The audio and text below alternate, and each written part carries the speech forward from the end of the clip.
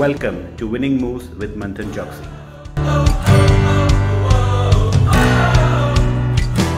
Welcome to Winning Moves with Manthan Chokshi. I hope you all are doing good. Today I'm very excited to present one of my games played against a Grandmaster. Playing with a Grandmaster is always special because you're playing someone who has achieved a lot in chess, and getting a chance to play against a Grandmaster itself is a big thing. So I'll show one of my games played in the Sydney Open in Australia back in 2004. So it's an interesting game, and it's a French defense game. Watch the game till the end. There's a small trap that I lay, and I think Grandmaster falling into that trap was really surprising. And it's a overall the game was very much cherished by me because the Grandmaster's rating was 2592 at that time. So that's huge. That's almost 2600 rating. So let us have a look. I'm playing white, and black is Grandmaster Shipov. Many of you must have heard his name. Those who are playing regular chess at the international level would be surely knowing about Grandmaster Shipov. And I played in the Sydney Open in 2007, not 2004. It was in the year 2007. So I'm white. I start with e4. Shipov plays e6. So it's a French defense game. I play e4. Shipov replies with e6, French defense, d4, d5, and here I play the knight d2 variation, Tarash variation as they say. And Shipov plays a6 over here. I follow the usual development, bishop d3, c5. And in this opening, I come up with a different setup than the usual one. The usual setup is, we bring out the knight on f3, do a short castle. I somehow thought of playing a little bit aggressive. Even though he was a Grandmaster, I always follow my natural game, which is always a little bit on the aggressive side. So here I capture d into c5 and f6. The c5 pawn can be captured later with the bishop. And I play the move queen e2, which is, preparing myself in the future for the long castle. So interesting move, queen e2. Now black responds with bishop into c5. I go knight f3. Black plays knight c6. And here I play c3 because I was afraid about the move knight b4, as the d3 bishop is a really important piece. I want to preserve this bishop instead of getting it exchanged with the knight. So c3 is a useful move. Queen c7, h3.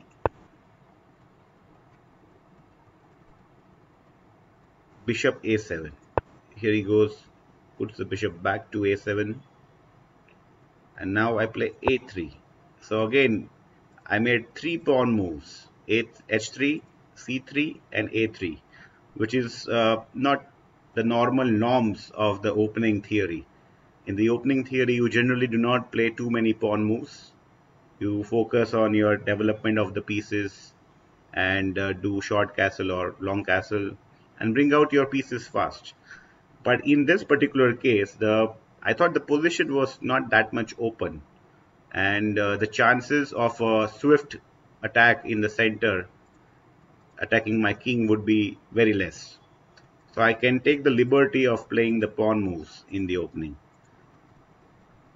So after a3, it's like a status quo. I want to see where he castles. So black castles short, and here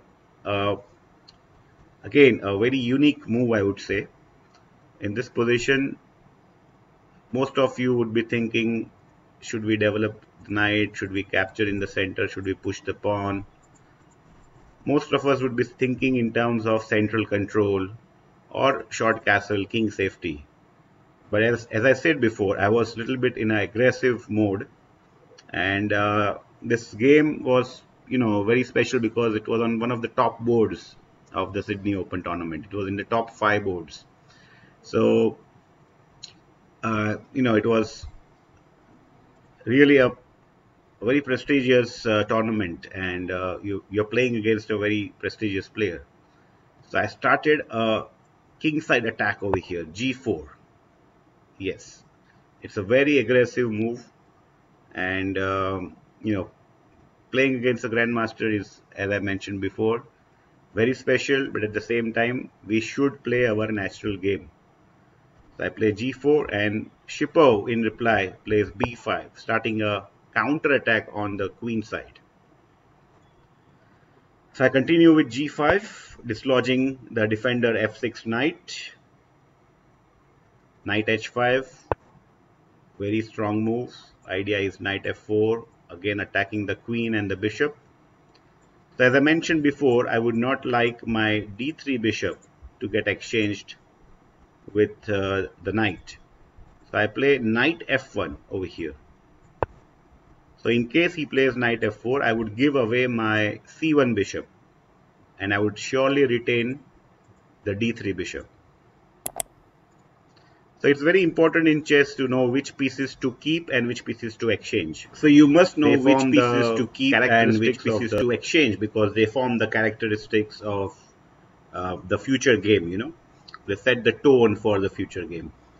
So after knight f1, uh, bishop b7, Shipov develops the bishop on b7. And here I did not like the bishop targeting the h1 rook, although it's closed right now. But in future, it may be a dangerous piece and dangerous thing to keep the rook on h1. So I play a prophylactic move, rook g1.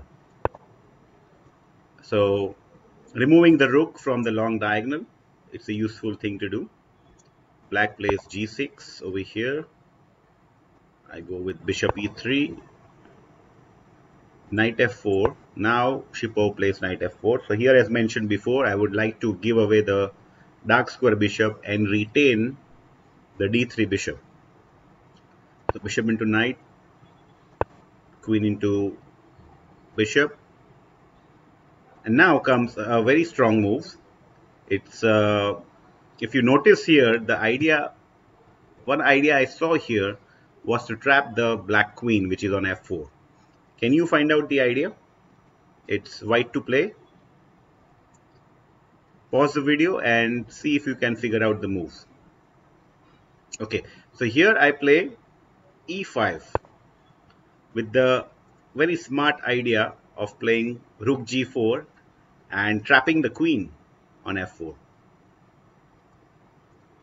So e5 is a very smart move, and of course Shipov did notice rook g4 is coming, so straight away he played queen to a4.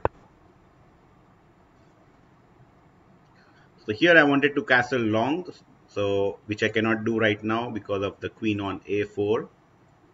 So I play bishop c2, attacking the queen.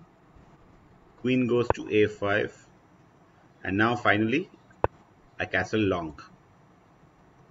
Now Shipov finds a brilliant move. The king on the queen side over here is slightly weak, because the pawn structure a3, b2, c3 is not that great. So Shipov exploits the pawn structure immediately and undermines the c3 pawn by move d4. So I play knight d4, knight d4, cd4, rook d8. So Shipov has sacrificed one pawn in return of the open c file and the d file, and he has the two bishops advantage. So playing open positions does make sense. So here I play rook g4, defending the d4 pawn, and now again very good move by black, b4. literally, exposing the white king step by step. So I closed the position with a4, and now again a spectacular move, b3. Shipov is already one pawn down and is giving the second pawn for free. I have no option but to capture. Queen b4. So it's a double attack on the bishop and the pawn. So here I thought for a long time, and there is no way I can defend the d4 pawn and the b3 bishop both. So I'm 2 pawns up, so I would have to give the d4 pawn. There is no way I can defend it. But I found and set up a nice trap here. And this is a trap that Shipov probably fell into the trap. So here I thought bishop into d4 is going to come the next move. I cannot stop bishop into d4. So I played the move rook d3, defending the bishop. And I think here bishop into d4 is a blunder. Can you find out why? Take your time. Find the best move from white. White plays a very nice move with the concept of cross pin.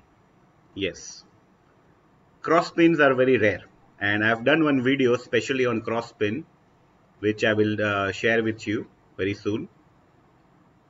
So here I play the move, the very smart move QD1. So here I play the move QD1, creating a double pin or a cross pin. The bishop on d4 is pinned 2 times, one by the g4 rook and second by the d3 rook.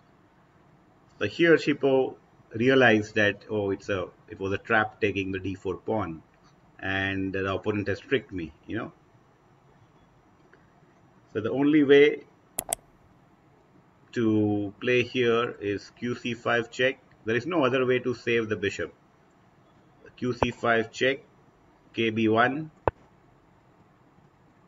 So Shipov decides to take a few pawns, and I win the bishop finally.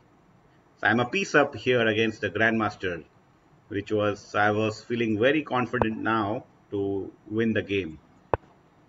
Shipov takes yet another pawn, but that's fine. So I have 4 pawns, opponent has 5 pawns. I'm almost a piece up, entire piece up. Queen f6.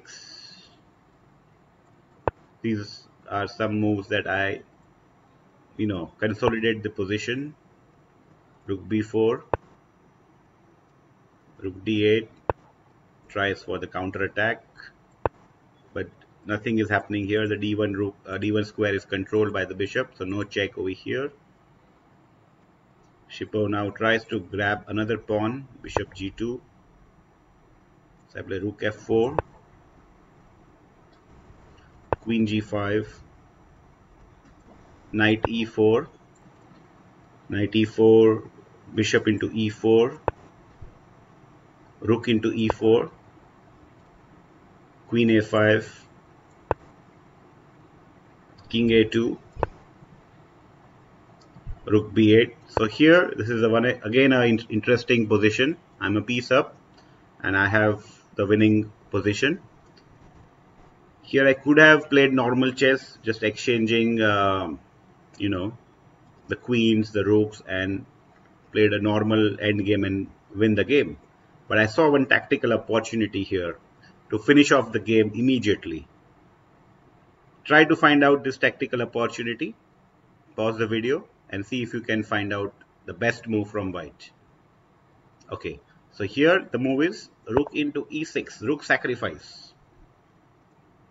Takes, queen into e6, and now king g7. What would be the move? Queen f7, king h6, and now comes the double attack, queen f4, winning the rook back, and plus getting 2 pawns extra. So here Shipov resigned, and I was so happy winning the game against the Grandmaster. The Shipov is from Russia. He's a Russian Grandmaster, very strong. 2592 was a rating at that time, and it was a great game and great feeling to win against the Grandmaster in an international chess tournament, which gave me a lot of confidence in playing the remaining games of the tournament. So, friends, this was the game I wanted to share with you against the Grandmaster. I hope you enjoyed the game, and keep signing and keep subscribing the channel and liking our videos for continuous learning. Thank you.